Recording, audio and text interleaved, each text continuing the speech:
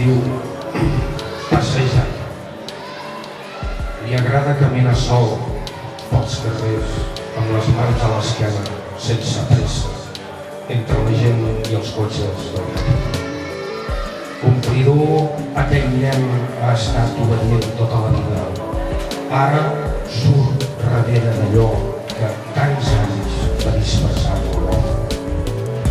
Hi ha algunes coses que no han canviat, coses breus i suaus, com les absències que les primeres llums encenen